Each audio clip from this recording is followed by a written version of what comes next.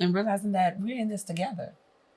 There ain't no competition. I'm not trying to outdo you. You're not out, trying to outdo me. We're in this together. We're literally partners. Right. And when we realized how to respond and not react. And not react. Yeah, I love that.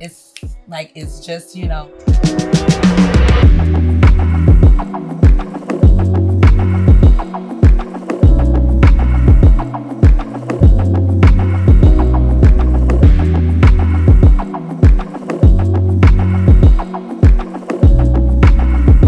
Yo, welcome to another episode of More Than a Barber. I am your host, AP, and today we have a very special episode. I am incredibly excited about this episode today. I want you to buckle up. We got a very, very special episode for you. We got a husband and wife today. It's almost Valentine's Day, and I know y'all got some booze. Y'all got some plans. This is the content that you need to hear today. They have been married for a very long time. An amazing family, an amazing couple. I am a fan.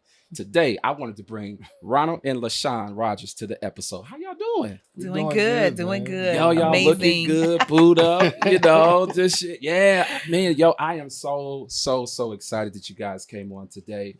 Thank you for having us. We've been trying to cook it up. We've been trying to plan, but we finally got it in the building. That's right. So how y'all doing? We're doing good, battling with the kids. And I won't say battling, but just the busyness of our world with 4 boys, sports, jobs, all the things. It's keeping y'all busy. Yes. Life is life, man. Yes. Okay. We're trying to navigate through this thing called life and this beautiful thing called marriage, but all is well. We have no complaints. Man, I love that one. I am just mad excited today. I have been thinking about this episode, been trying to get you guys on. And today, it's going to be more like a masterclass. I want y'all to give the gems away. I mean, from top to bottom. Because we're living in a world today where marriages are failing, relationships are failing. Right. I'm not necessarily, I believe it's 50% of first-time marriages, they fail, right? And so I think you guys are a beacon of light when it comes to marriages. And we literally turn, conversations from the barbershop, or rather the barber chair, into episodes. Yeah. And so today, it's like, let's get them in. We're going to have a straight, solid conversation. So let's jump right into it. Let's jump right into it. Yeah. So tell me, how did you guys meet? How long you've been married? Can you guys just literally walk me through the whole process? I'm excited to hear this. So, this is that question. We always get that question. And sometimes we have a different variation of responses. Because, there's sometimes just a clash of perspectives, or when we talk about this. So just long story short, just real quick, we've been married this July 18 years. Together 20 total, and it's been beautiful. We've had our ups and downs, our successes, our failures, but there's no other person I would want to do life with. It's been amazing. God is an awesome God, and He really has blessed our union. We met. Man, I was 23. She was 21. Okay. We turned 21. She had just turned 21. We actually met twice. Wow. The first time because she was working at a payday loan company. At the time, I went with my roommate to get a payday loan. I stayed in the car. Okay. He went inside. It was a little storefront building with the glass all the way across. I see this beautiful woman walk across the counter. I said, man. I get out the car. I go holler at her. Man, just introduce myself to her. I'm sitting there flirting and everything. I thought she was just beautiful. There was something different about her. So I got her number, and she, wrote her number on a Post-it note. 2 numbers, her cell number and her home number. This was around October, November of 2003. Yeah. I got you. So this is around October, November 2003. I called that number day and night for weeks. Wow. Never responded, never talked to her, not one time. I said, you know what? Oh, well, maybe it's not meant to be. Coincidentally, fast forward to January of 2004, Baton Rouge Community College. I'm taking college algebra. I walk in there my first day of class. We're in the same class together. I know you was like, it's all. I said, man, it's her again. Yeah. So off and on, we talked, we dated, and there was just something different about this woman. Wow. Something different. And there was something different in the sense she didn't fall for games. She had standards. And as much as I tried to kick and scream at times because she made it so hard and so difficult for me, at the same time, there was just a thrill. I'm like, man, I've never had a woman with this many standards or standards of this magnitude. And it made me want her even more. And eventually, man, I made her my wife. So it sounded like the chase was real. It was. The chase was definitely the chase was real. You called for weeks. She did. Walk me through that. How did that moment make you feel when you called? She gave you 2 numbers and she didn't answer. Initially, I thought for sure, she gave me the wrong number, and then to add insult to injury, she gave me 2 wrong numbers. I'm like, dude, I mean, you could have just turned me down. You could have just turned me down and said, no, you're not interested. Yeah. Don't do it like that. Yeah. So I called both numbers for weeks. Never talked to her one time. So I thought, out of mind. It was history. We're done. Let's keep it moving. Yeah. And so that January, I was like, man, there she is again. I remember her. And so we got to talking, man. It just been a beautiful thing. I love that. So you sound like you gave him the right number, but he just did. Because I always say, back at that time, he wasn't really the committed. Gotcha. So he had little side pieces, So I said, no, you just mixed my number up with somebody else's number. You thought you were calling. I got you. So that's what I would tell him. But he most definitely did have the correct phone numbers, and it just happened the way it did, and we rekindled at the right time when it was supposed to be. Wow. So for me, y'all energy is, after 18 years, y'all energy is amazing. Look, y'all not in the studio, but the energy is real here. And so for me, looking at your marriage and looking at how you guys do life with your family, I don't know if I even told Ronald this, but I watch him from a distance. And the way he's, teaching your sons, how to be men, and I look at how respectful they are, when they come to the barbershop, that whole piece. How is it raising 4 boys in a house? I mean, you the only girl in the house. You outnumbered big time. Big time. Yeah. Raising our 4 boys has been a blessing all the way around. We have our oldest who's 16. Our middle son who's 12, and then we have 8-year-old twins. Gotcha. And the twins were our try for our little girl that he and, I both wanted. I got you. God gave us boys. So that has taught us a lot. They have blessed us more than they have, than we've blessed, them to be their parents. But they've been such a blessing. We've learned a lot. Yeah. They've helped us to grow up and just the things. And it's always something, and they're constantly helping us to grow, but it's just been such a journey. We have our family nights. We have our nights where we gather. Yeah. We have prayer time. And we have discussion time. So that's the time with our boys where we pray, we do all of that, but then we hear from them. So that's their time. They have the floor that they can tell us. That's amazing. They tell us, and then they tell each other if there's any issues, anything that's made you sad, anything that you want to share, or what we can do. And we all just have this power wow moment. And it's things that they say, well, mommy, we don't like da-da-da-da-da. And daddy, we don't like da-da-da-da-da. This has made us sad. And we talk through those things and what that means. And then they share things with each other. Like, what does that mean? So it's fun, but it's also like humbling, because it's like, they're humans too. Sure. And also we are parenting and we're their parents, but we have to remember, oftentimes we have to step back sometimes and be like, they're humans too. Yeah. So they're learning how to express themselves to us, why they're upset. Yes. Because when they're upset and then we're upset and then we're yelling or we're upset, it doesn't solve anything. So it has been a journey. It's beautiful. It's fun. They are all characters. They have 4 different personalities, and it's just fun, and it's such a ride, and it's just been such a blessing. It sounds like the house is just never a dull moment. Never. Never. You're cracking up. It's a reality show. There. Yes. Wow. Without a doubt. Rogers Unplugged. That's the reality show name right there. Look. It really is. Yeah. And so, for me, I always tell this story that I grew up without a father in the home. And so I look at how beneficial it is for the father to be present, for even the mother for that matter. But in this case, you have 4 young men that will be leaders one day, that will be husbands one day, that will be, more importantly, they will have the loudest influence in their circle because of the culture that has been set by their parents. And so for me, looking at your marriage, I'm like, yo, we need to duplicate what y'all have because you guys are role models. And so what is it like having from my vantage point, a successful marriage? Like, I know it ain't peaches and cream. I know that, but you guys seem like you are attracting a lot of people who want what you have. So I'll say this. One, God is definitely amazing. He's had his hand on our marriage the entire time. Again, 18 years this year, 20 years total. The reason I believe we have come to where we are now and our marriage is successful is because of the failures that we've had. You know, I can say that. And I think God honors our transparency. You know, when people talk to us, for whatever reason, it's happened organically over the years. We always find ourselves in a position of mentorship and counseling, you know, and helping other married couples for whatever reason.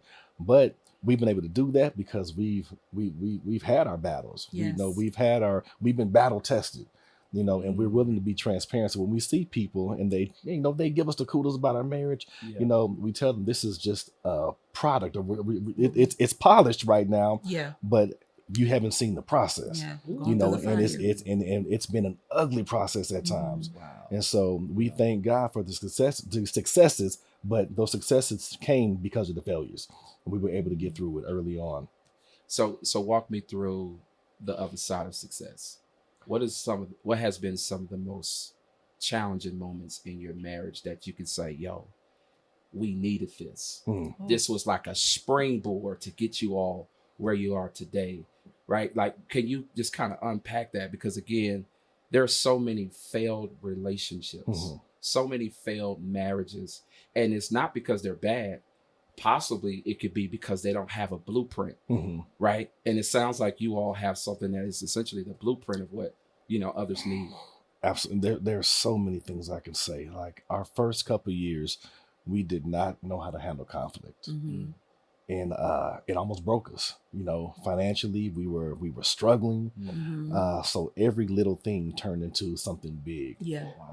And we were immature, you know, especially me being the head of my home and supposedly supposed to be the spiritual head. I was immature. I was arrogant. I was prideful. I expected my wife to submit to me, but at the time, I gave her nothing to submit to. So hold on, you moving too fast. That's it right there. But with that, we didn't know how to handle conflict. And our conflict at the time was, who's going to win this argument? It was never about being productive and trying to get to the root cause of what we're disagreeing about and sticking to that issue, but rather, I'm going to force my perspective on you. You're going to force your perspective on me. And man, we're going to battle this thing out until somebody wins. And it was almost a game. Like, who's going to win this argument? And we just had this conversation today. It never failed, man. God is so amazing. It never, ever failed. If there was just something clear that one of us was wrong, that Sunday at church, man, God placed on that pastor's heart, that message would be on our toes. I mean, it would be the conviction would be so strong, we would go home and almost laugh about it because then, you know, he was talking directly to me. Let me go ahead and get this right, because this situation here, this instance, it was me. This is my fault, but I see it, I get it. I'm sorry. Let's move past this. So over the years, we learned how to reconcile our differences quickly, move on, and not let conflict fester. You know, because we were big on silent treatment. We would go weeks without talking to each other. You know, and again, it was about who had the upper hand, who's gonna win this particular episode, who's gonna fold. And so we finally, you know, we matured. We matured and got past that, and we learned how to handle conflict in a productive and respectful manner. And we got to the point now, man, we barely argue. We'll have our disagreements, but we disagree with the level of humility. You know, let me hear your perspective. And here's the deal. If there's a situation where especially a decision that has to be made, you know, I'm the head of my home. And if we just can't agree, I'm going to go ahead and make a decision because I'm the head of my home. But God has blessed me with a wife that knows without a doubt, even though you may disagree with that decision, I do know that my husband will never make a decision that's not within the best interest of this family. If it works, we all eat good. We all get the credit. If it doesn't, I'm gonna take that blame. Hey, let's rethink this. What were you saying last time? Let's do this again. Let's have a redo. So let's go back to, you know, you said when you first got married, y'all was boxing it out. I'm gonna win. I'm gonna make sure this is my house, and I'm sure you say, well, you gonna listen to me, Ronald, because I'm the woman of this house. I know it was up, but can you kind of walk us through at what point in your marriage where you guys said, wait, no, we passed the boxing. We've at a point to where now we can physically talk this out from a mature perspective, because it takes time to iron things out. It does. Two people coming together from two different back. Can you unpack that for us, just to kind of? Oh yeah. So it was also communication too. You know, communication is another big thing that will tear a marriage apart. So that was a big thing as well. I think for us, one of the things were the word divorce. We contemplated it, maybe twice? 2-3 times. 2-3 times, yeah. And it was just like, you know, we grew up together. We always say we actually grew up together because we were in our 20s. Gotcha. You know, we met, I had just turned 21. We actually got our wedding anniversary is my birthday. We got married on my birthday. Wow. So it's a 2-part celebration there. Gotcha. So I turned 23 on my birthday, you know, when we got married. Yeah. So we're still in the early 20s. Gotcha. We're growing, and, you know, it's like you get in an argument. Oh, I'm not doing this. You know, we about to cut this quick. We about to stop. We're not doing this.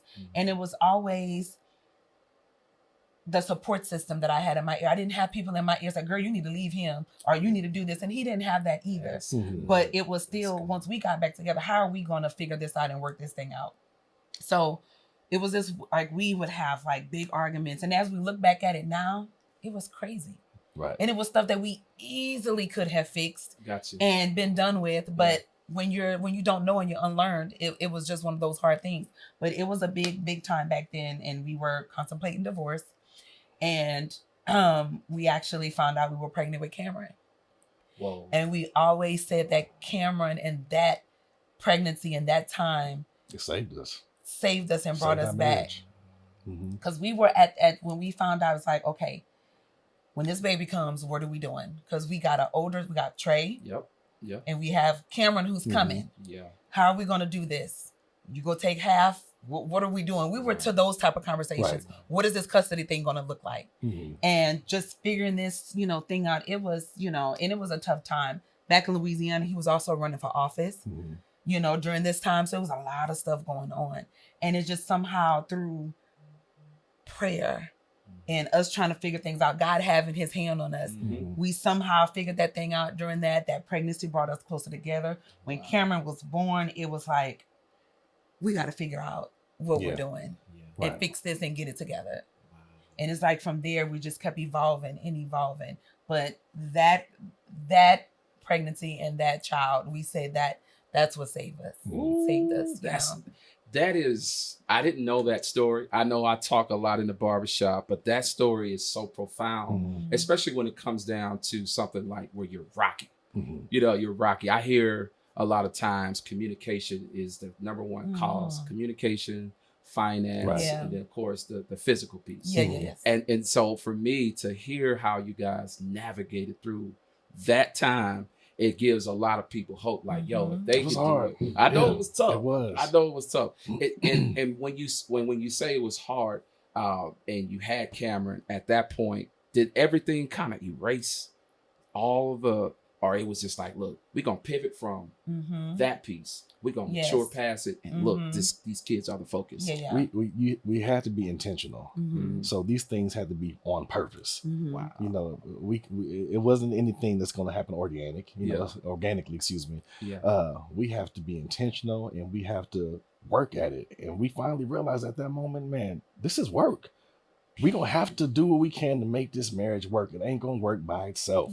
And people have this fallacy that this marriage is gonna be a beautiful thing just because. No, it just doesn't work like that. You have to work to cultivate a relationship that you want. And the most pivotal moment of our marriage, or those early years, and thank God we had somewhat of a minimal spiritual foundation. We were going at it. It was bad, like bad, just argument after argument, disagreement after disagreement, disrespecting each other, you know, just talking down at each other, you know, just everything mentally, you know, just emotionally. And so there was this one night, we had just kind of had it. We going back and forth, this and that. I literally, because at that moment I was like, man, do you even care? You know, and that can hurt a man's pride, you know, just the perception of a woman, she's thrown in the towel. She knows she's not here, you know. And so we were in our bedroom. I remember like it was yesterday. I got so upset. I took the TV remote and threw it against my bed frame, the footboard, excuse me. And I dropped to my knees and cried. I'm like, I don't know what to do anymore. Like I've run out of options. I don't know what to do. And I'm not a crier. I'm not an emotional guy at all. Yeah. Dropped to my knees and cried. And what happened next was nothing but God, nothing but humility. And it made me grow up, and it showed me how real God is and how his hand was on our marriage. But I dropped to my knees and cried, and my wife placed her hand on me and prayed for me. Ooh. Yes, sir. So that day, I'm like, man, yes, yes, sir. Literally, it was like God changed our marriage overnight. Because that moment of humility, that moment of vulnerability, God said, okay, you've done what you can do. Let me step in and do what I do. Oftentimes I hear couples, they say, yo, we got to work this thing out. We've been arguing, we've been fighting. Even, the community that I'm a part of, I hear a lot when it comes to, yo, this is what we went through in our marriage. This is what we went through in our relationship.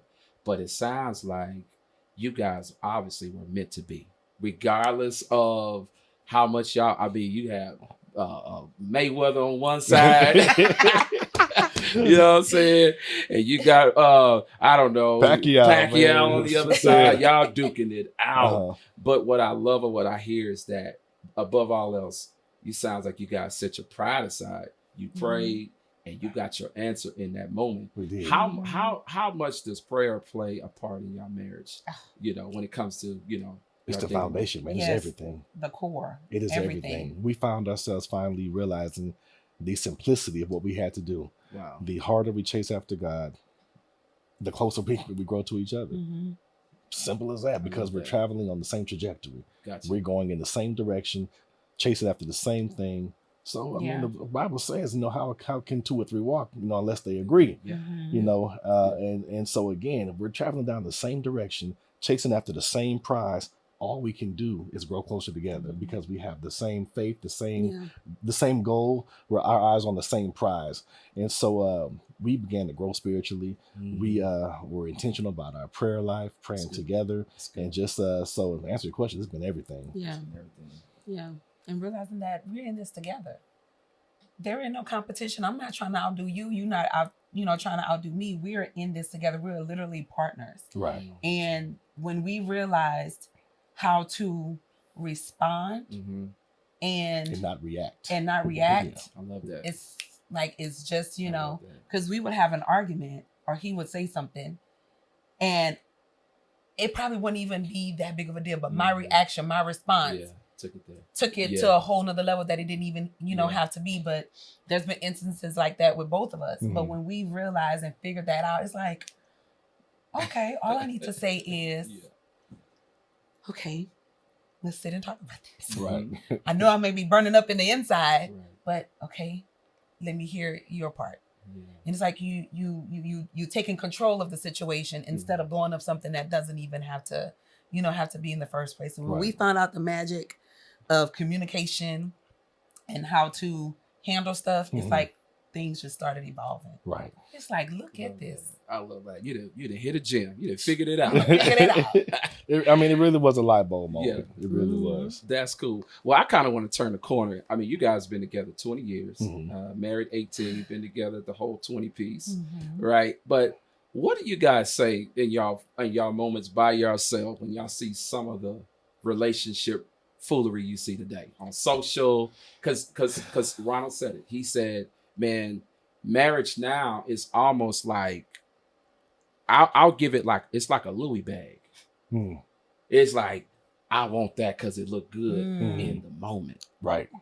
It looked good on that person, so let me copy that particular person. And I like to say, you don't realize, you can't see the picture because you in the frame. I'll say it that way, right? You don't realize what goes on in this marriage to where it got to this point. Yeah, so what do you guys say? What's some of y'all conversations when y'all see reality shows, social media? I mean, it's a lot going on. It's disheartening and just so unfortunate the way marriage has been devalued. Yeah. And people are these days are more in love with the idea of marriage rather than marriage itself. Yes. It looks good. Yeah. It sounds good to have a companion. Sure. But you're not willing to put the work in to sustain this, to make sure that this is forever. Make sure that those vows, that you're living those out. And so when you see these marriages, man, these fly by night, or they're just not doing what it takes to sustain a successful marriage, I'm like, man, it's very disheartening. I see a lot. Yeah. I see a lot. I hear a lot. And when I say I hear a lot as a professional barber, there's so many conversations we have, right, that I listen to, and I'm like, yo, this can't be life. Wow. This can't be life in terms of what we see on social, what we see on even YouTube, for that matter. You see a lot of people, I like what you said, that they're in love with the idea of marriage. I just want that. I don't want the work. I just want the image. Yes. Exactly. I don't want, the hard times, the boxing it out, because it's going to be my way or the highway. Right. I just want what looks good on social media. And I know people like that. Oh yeah. Wow. I know people like that. I just want to get married and look good so I could post. Yeah. Because social media has derailed our framework as it relates to something that comes from substance. There's no substance in a lot of what we see, which is why I said I got to get this particular couple on here, because y'all solid. We got Valentine's Week coming, Valentine's Day, coming up. Yeah. I'm sure you guys got a lot of people asking y'all questions, and you said it's disheartening. But what is some of the things that you would say? What is some of the most frequently asked questions that I say that we're getting from couples, singles, married? And y'all like, man, everybody asking us this. Most of the time, it's like, why? Or as if we have the answers and we don't, but it's like, man, why are the men like this, or why are the women like this, or what's going on? And they ask us different questions, and just as you said, social media has just derailed stuff so much, and there's no God also in these relationships, and they're going into it for the wrong reasons. And as a wedding and event planner, I'm seeing people being excited with the party, the spotlight, the wedding. I got it laid out. I got this, the best gown, the best this, and you're seeing and you're hearing all that. And then when I'm checking up on them, how's y'all doing? Oh, we're not together no more. What happened? You have all these people that witnessed this beautiful thing, right? And that's one thing that I pride myself on as a wedding and event planner. I'm worried about the couple. And not just I'm planning this, but I'm worried about the couple. What do you have? What is your foundation? Are y'all equally yoked? And are you together? Because you're seeing a lot of that. But a lot of the things that is on social media is just for social media. And people are hurting and going through stuff, but they're showing you all this, all these things. And a lot of the viewers they're idolizing that stuff. Right. And they're learning the wrong things. And it's so disheartening, and it's so much. And I'm seeing also a lot of people who are still unhealed, people who are still battling with things. Not that you're not gonna, grow and still, deal with things in your marriage or in your relationship, but people are coming into these relationships with just false hope, false narratives, and it's just wrong from the forefront. Hey, what's up, great people? It's me, Pastor Ken. I pray that you all are just as excited as I am. By now, you probably have heard the news of what is taking place here right in the beautiful city of Dallas-Fort Worth. For the first time ever, I'm hosting something called the Entrepreneurs Faith Convention. February the 29th and March the 1st, you need to be in the room. Luke 6:38 says, "Give and it shall be given unto you. Good measure, pressed down, shaken together, shall men give back into your bosom." I don't know about you, but I have been in business for over 25 years. I have cut my teeth in a lot of industries. And so I want you to know that your boy, I've been through some trials and some tests. And so what I'm planning to do is get entrepreneurs in the Dallas-Fort Worth in the same room. We're going to talk about strategy. We're going to talk about application. We're going to lean into some of your current frustrations and even help ensure that you're reaching the right client so you can finally be paid your worth and your value. So listen, I want you to do me a favor. Go to exploreefc.com and get registered. We are literally about 20 days away or so from this epic event that is taking place once again in the Dallas-Fort Worth area. Entrepreneurs Faith Convention. It's the place where God is going to take center stage in your business. We're going to do everything we need to make sure you get to where you desire to be. Get registered. So let me ask you this. I have a question. I think that in our today's society, we see a lot of people who are chasing relationships. They're chasing marriage.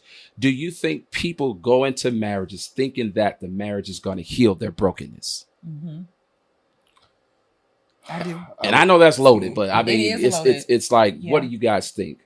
I do. I'm going to say yes. I think people have this idea that marriage is the answer to all of their problems. Okay. Their loneliness, their brokenness, the places where they need to heal. Yeah. And if you have those things that have been unaddressed, yes, it's going to magnify itself and exacerbate itself in your marriage. Wow. And it could lead to just catastrophe. Especially if you have someone, your husband or your wife, who is matching you with that same level of brokenness, that same level of trauma, that same level of issues that they're bringing into. So when you have two things that are out of order and you bring that together, you just have a disorderly situation. That's right. Yeah. They said money only intensifies who you really are. Right.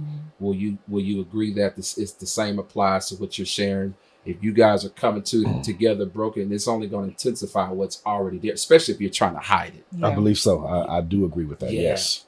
Okay. So for me, this is a pivotal moment for our culture.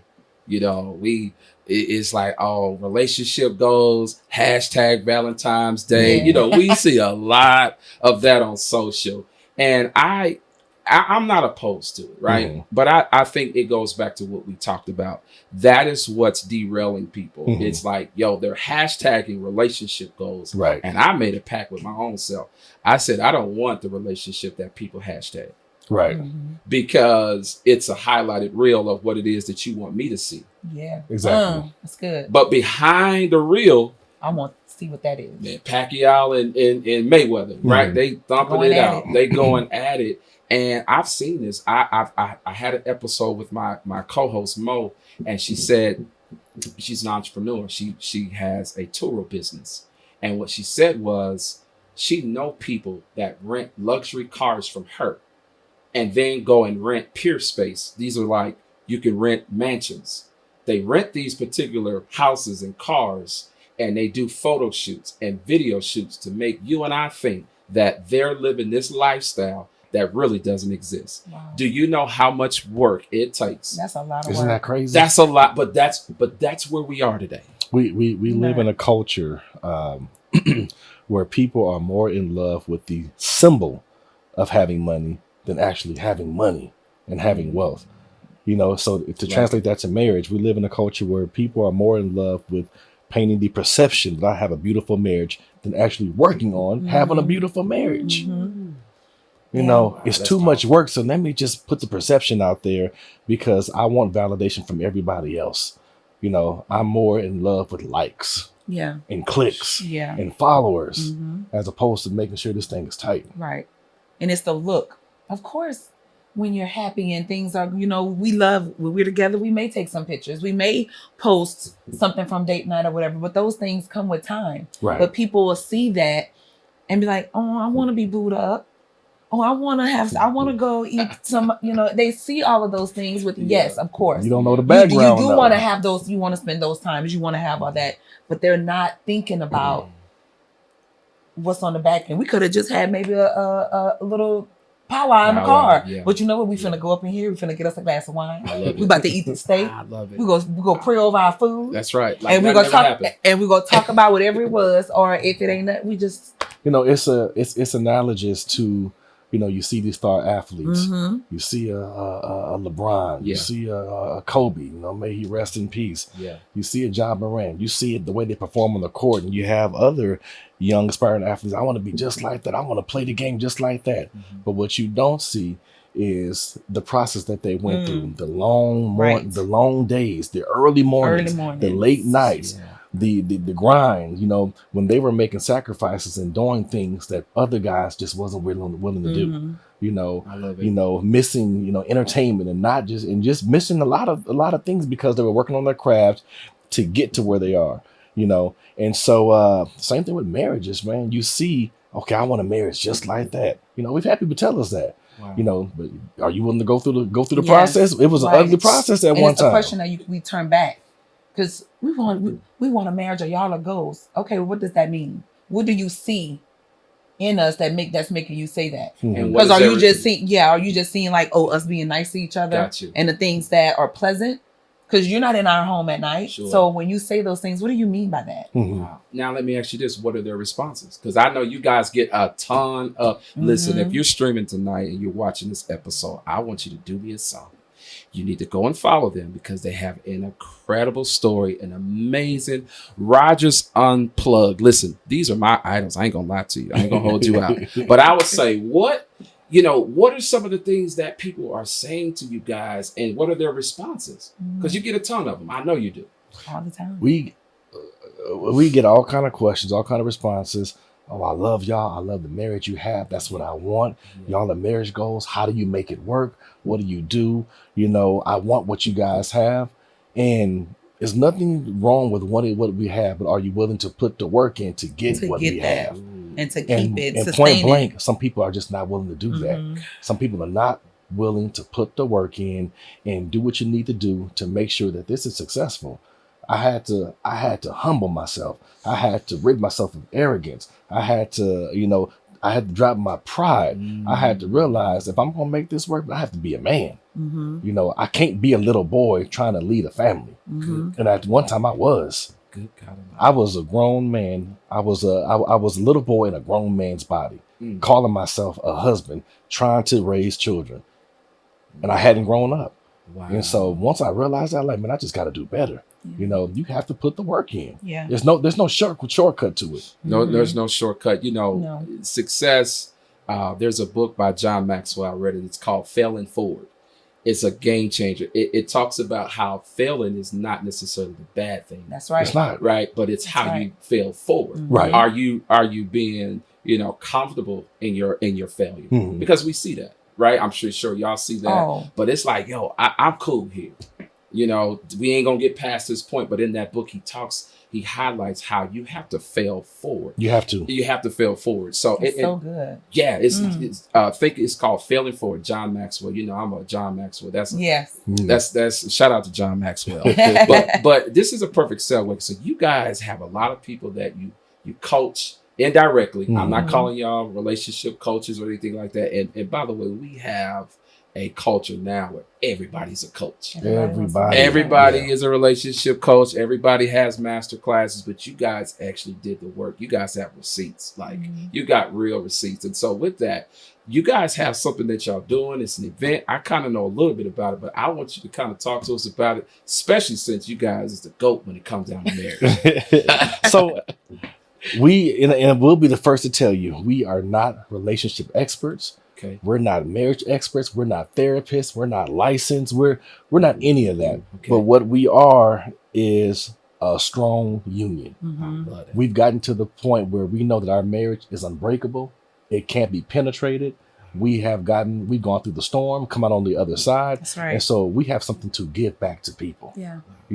But at the same time, when we're doing that giving back, we also help ourselves to continue to grow. So it's not just for you, it's for us as well.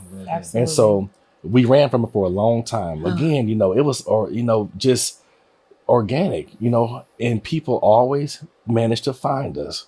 Hey, we're going through this situation, and we just found ourselves in a position of mentorship, in a position of counseling, or hey, come talk to me and my wife, man. Sure. Let's sit down and chop it up. What are you going through? Well, this is what we did, and I think more than anything, people respected our transparency. Yeah, we never presented ourselves as this level of perfection. Yeah. We've never done that. We'll tell you, man, we had some skeletons. Yeah. We went through. Yeah, and so when people hear that, man, you serious? Like, yeah, dude, yes. Like they shocked at y'all. Y'all, man, yes, if you only knew. It was right there. I called my dad and said, man, Dad, I'm done. Wow. I don't want her anymore. I want a divorce. I called my dad and told him that. Well, we were about 3-4 years in.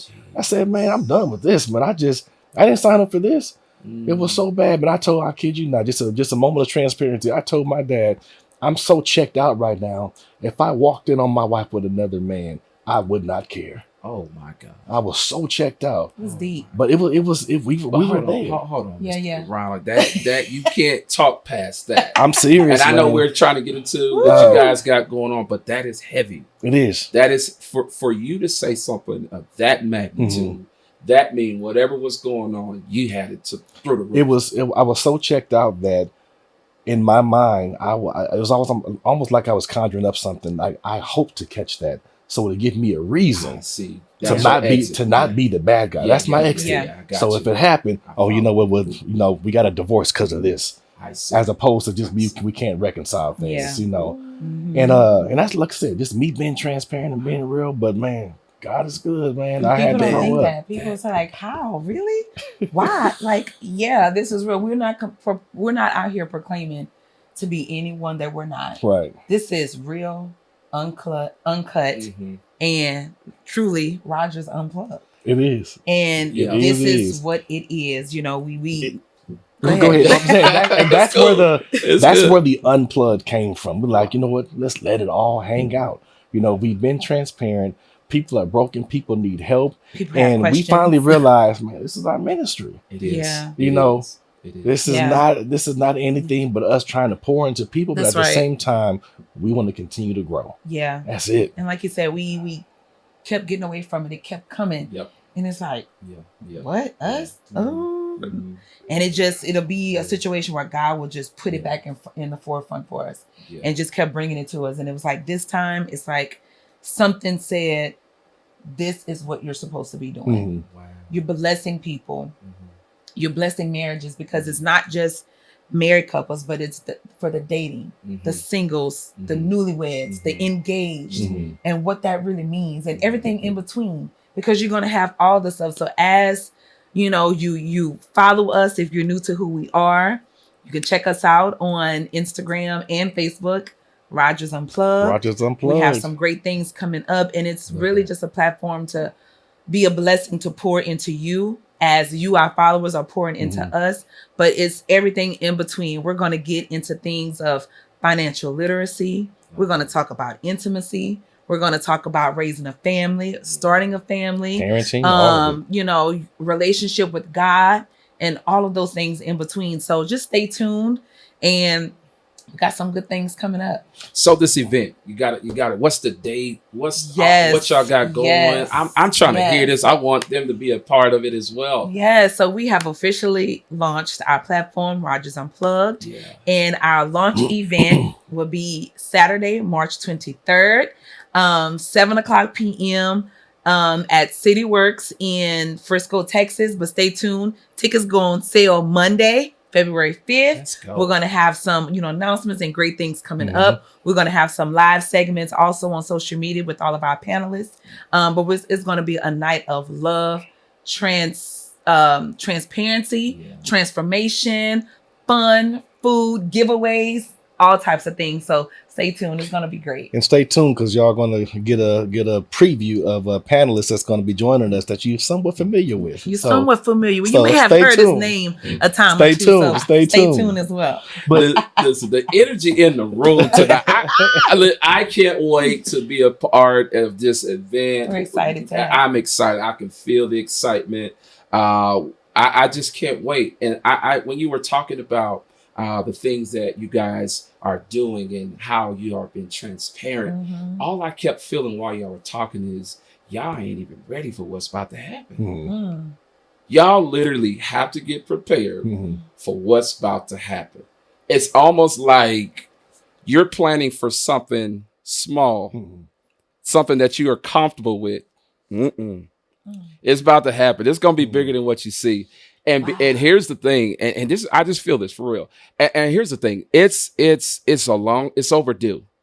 And I would argue some of the things that have been happening was because I felt like God has been trying to bend you into this, because there's so many people waiting for you guys and to hear what's in your mouth. And so I'll stop there. But yo, I'm excited. I'm excited. I'm super excited. Hadn't we gone through the fire? For sure. We wouldn't be able to have this platform to speak and to share these experiences. Right. So this has just been a blessing all the way around. And I would also say that we finally realized what was at stake. You know, marriage was the first institution God created. Yes, it was. A strong marriage leads to a strong family. And you have a strong family, everything else falls into place. Everything. And the reason why we are in the condition we are in now as a nation, as a world, because of broken families, which point back to broken marriages. You get that in check, man, you'll see lives change. You'll see nations change. Ooh. And so we realized that what was at stake, and it's major. You know, we're gonna touch who we can touch. I cannot wait. And one of the things I wanted to say too is it's a privilege. That pressure is a privilege. Like if you got pressure, that means there's something on the other side, right? A diamond, something, you know. And so I am just overjoyed. Thank you for coming to be a part of More Than a Bar. This is amazing. Y'all dope. I mean, y'all dope. I see why people like, yo, I want to be with y'all. What y'all got? Right. And so closing remarks, what would you say to singles out there that's like, yo, I feel the energy. You know, I'm driving in the car or I'm cooking dinner for my children. What will you say to those that are single that desire their promise? What will you say to them? Continue to wait. Continue to cultivate who you are, your spiritual growth. Don't settle. You know, never, ever lower your standards. God is going to honor that. And I believe every one of us has a person that God has personally crafted just for us. So don't change. Don't compromise. And that person's going to come. Just be patient. Don't try to go out there and make things happen for yourself. Wow. And don't be so in love with the thought of marriage, the thought of companionship, that you're willing to do anything to go get it. Oh, that's good. You know, that's good. Just chill. Just wait. It's going to come. It's going to happen. That's good. I know being single these days is kind of in an awkward place, you know, culturally. Discouraging. But man, God is faithful. God is going to do what He said. Again, He told Adam, you know, I'm going to make Adam a helpmeet. You know, it's not good that man should be alone. That's right. That one implication tells us that Adam had an assignment, but that assignment could not be complete without that woman by his side. Ooh. Period. Wow. We got to get a part 2, man. That's loaded. Yes. Sean, and know who you are. Yeah. You know, while you're waiting and you're going through your healing and the things that you're working on, just be patient with yourself and allow God to orchestrate that thing, and don't try to do it yourselves. Get out of the way, work on yourselves, and know what you're bringing to the table, because when you know what value you have and who you are and you love yourself, you have all those things that you're bringing into the relationship, and into that together, it'll be unbreakable. But magical, be patient, and just allow yourself to allow God to be a part of that. That's right. Yo, there you have it. Listen, this has been another episode of More Than a Barber. This is the Rogers Unplugged. Make sure you go follow them, and we out. Let's go. Hey, yo, check this out. If you like this episode, do me a favor. Make sure you subscribe down below. We got amazing content coming your way. Stay tuned for more. Let's go.